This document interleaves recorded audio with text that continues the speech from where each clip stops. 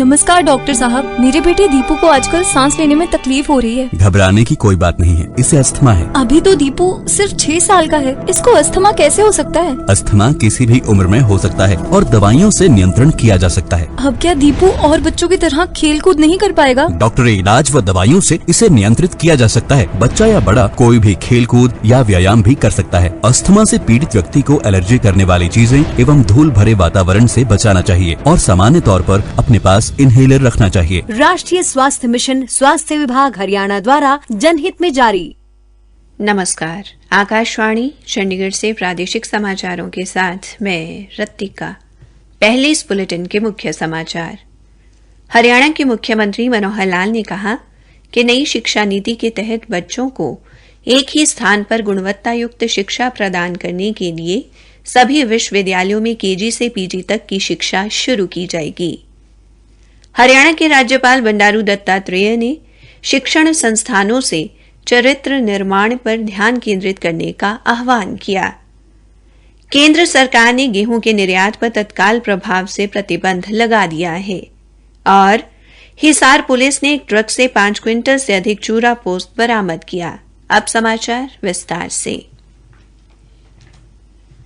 हरियाणा के मुख्यमंत्री मनोहर लाल ने कहा कि नई शिक्षा नीति के तहत प्रदेश के सभी विश्वविद्यालयों में केजी से पीजी तक की शिक्षा शुरू की जाएगी ताकि बच्चों को एक ही स्थान पर गुणवत्तापरक शिक्षा उपलब्ध हो सके।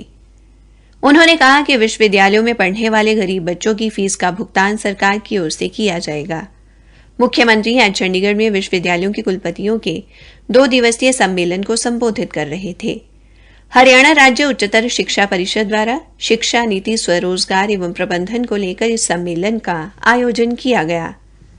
मुख्यमंत्री ने कहा कि परिवार पहचान पत्र में जिन परिवारों की सत्यापित आय 1,80,000 रुपए से कम है, उन परिवारों के बच्चों को विश्वविद्यालय में पढ़ाने के लिए नई योजना लाई जाएगी। मुख्यमंत्री ने कहा कि युवाओं को गुणवत्ता युक्त एवं अच्छी शिक्षा उपलब्ध कराने के लिए तकनीकी तथा उच्चतर शिक्षा विभाग का समायोजन किया जाएगा। उन्होंने कहा कि नई शिक्षा नीति के तहत प्रदेश के रोहतक स्थित महर्षि दयानंद विश्वविद्यालय, कुरुक्षेत्र विश्वविद्यालय, महिला विश्वविद्यालय खानपुर सहित 4 विश्वविद्यालयों ने केजी से पीजी तक की शिक्षा एक ही स्थान पर मुहैया करवानी शुरू कर दी है। उन्होंने शेष विश्वविद्यालयों को भी ये कार्य तेजी से करने के निर्देश दिए। हरियाणा के शिक्षा मंत्री कंवरपाल गुर्जर ने कहा कि कल जगाधरी की अनाज मंडी में होने वाली प्रगति रैली में मुख्यमंत्री मनोहर लाल करोड़ों रुपए के विकास कार्यों का उद्घाटन करेंगे। इस दौरान वे एक परियोजना का शिलान्यास भी करेंगे। श्री गुर्जर ने कहा कि मुख्यमंत्री मनोहर लाल ज्यादा बोलने में नहीं बल्कि करने में विश्वास रखते हैं। उन्होंने कहा कि बीजेपी सरकार के 5 सालों में प्रदेश में 4 गुना विकास कार्य हुए हैं। हरियाणा के राज्यपाल बंडारू दत्तात्रेय ने शिक्षण संस्थानों से चरित्र निर्माण पर ध्यान केंद्रित करते हुए विद्यार्थियों में नैतिक मूल्य विकसित करने का आह्वान किया। उन्होंने विद्यार्थियों से कहा कि वे शिक्षा पूरी करके विश्व में कहीं भी जाकर नौकरी करें, पैसे कमाएं, लेकिन अपने देश, प्रदेश और गांव को ना भूलें। श्री दत्तात्रेय आज गुरुग्राम के जीडी गोयंका विश्वविद्यालय के 7वें दीक्षांत समारोह में बतौर मुख्य अतिथि बोल रहे थे।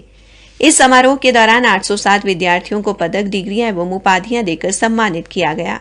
विद्यार्थियों को संबोधित करते हुए राज्यपाल ने कहा कि शिक्षण के क्षेत्र में कोई भी उपाधि प्राप्त करने के बाद विद्यार्थी रोजगार प्राप्ति बारे सोचते हैं, लेकिन युवाओं को नौकरी लेने वाले नहीं बल्कि नौकरी देने वाले बनने की दिशा में आगे बढ़ना चाहिए।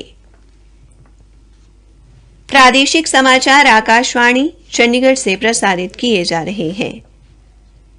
केंद्र सरकार ने गेहूं के निर्यात पर तत्काल प्रभाव से प्रतिबंध लगा दिया है। विदेश व्यापार महानिदेशालय ने कल इस बारे में अधिसूचना जारी की। अधिसूचना में कहा गया है कि गेहूं की निर्यात नीति में संशोधन किया गया है ताकि देश की समग्र खाद्य सुरक्षा का प्रबंधन किया जा सके और पड़ोसी देशों व अन्य कमजोर राष्ट्रों की जरूरतों को पूरा करने में मदद की जा सके। अधिसूचना में यह भी कहा गया है कि सरकार की अनुमति से अन्य देशों की खाद्य सुरक्षा जरूरतें पूरी करने के लिए निर्यात किया जाएगा। केंद्रीय स्वास्थ्य मंत्री मनसुख मांडविया ने कहा कि आयुष्मान भारत डिजिटल मिशन स्वास्थ्य देखभाल क्षेत्र का कायाकल्प कर रहा है और सभी नागरिकों के जीवन में क्रांतिकारी बदलाव ला रहा है।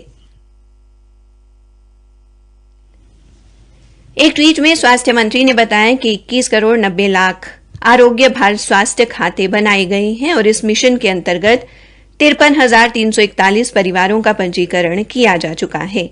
उन्होंने बताया कि अब तक 11,677 स्वास्थ्य संभाल व्यवसायी पंजीकृत हुए हैं। हरियाणा के श्रम एवं रोजगार मंत्री अनूप धानक ने सिंचाई विभाग के अधिकारियों को रजवाहों की टेल तक पानी पहुंचाने के निर्देश दिए हैं ताकि किसानों को सिंचाई के लिए पर्याप्त मात्रा में नहरी पानी उपलब्ध हो सके। श्री धानक आज उकलाना स्थित अपने आवास पर लोगों की समस्याएं सुन रहे थे। उन्होंने अधिकारियों को ग्रामीण क्षेत्रों में तालाबों को पानी से भरवाने के निर्देश दिए ताकि पशुओं को पानी के लिए पर्याप्त मात्रा में पानी उपलब्ध हो सके। करनाल पुलिस ने बस्ताड़ा टोल प्लाजा पर पकड़े गए आतंकियों के वाहनों के फर्जी पंजीकरण प्रमाण पत्र बनाने वाले आरोपी को काबू कर लिया है। पुलिस ने आज उसे अदालत में पेश कर 3 दिन की रिमांड हासिल की। नितिन कुछ दिन पहले जम्मू जेल से जमानत पर रिहा हुआ था। अब करनाल पुलिस ने उसके खिलाफ एफआईआर दर्ज की है। हिसार पुलिस ने आज हिसार गंगवा बाईपास पर एक ट्रक से 5 क्विंटल से अधिक चूरा पोस्ट और 720 ग्राम अफीम बरामद की है। इस चूरा पोस्ट की कीमत लगभग 65 लाख रुपए और अफीम की कीमत 1,35,000 रुपए बताई जा रही है। पुलिस की नशा विरोधी टीम ने गश्त के दौरान ट्रक की तलाशी लेने पर यह मादक पदार्थ बरामद किया। वहीं कैथल के नशा विरोधी प्रकोष्ठ ने 1 किलो 350 ग्राम चूरा पोस्ट सहित चक्कू लदाना निवासी झिरमिल को काबू किया है। हरियाणा में आज लगभग 1400 स्थानों पर 30,000 लोगों को कोविड रोधी टीका लगाया गया। प्रदेश में अब तक लगभग 4 करोड़ 30,73,000 लोगों का कोविड रोधी टीकाकरण किया गया है।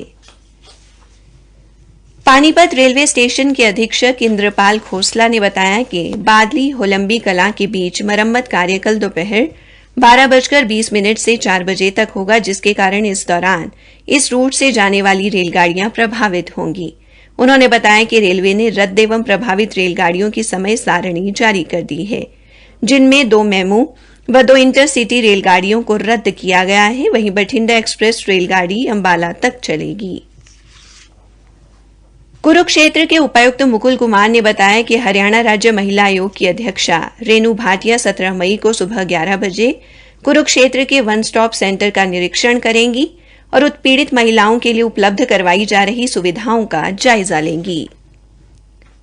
पलवल के जिला खेल अधिकारी मैरी मसीह ने बताया कि आजादी के अमृत महोत्सव की श्रृंखला में खेलो इंडिया युवा खेलों के चौथे सीजन के लिए पलवल जिले में 22 मई को खेलो इंडिया राहगिरी का आयोजन होगा।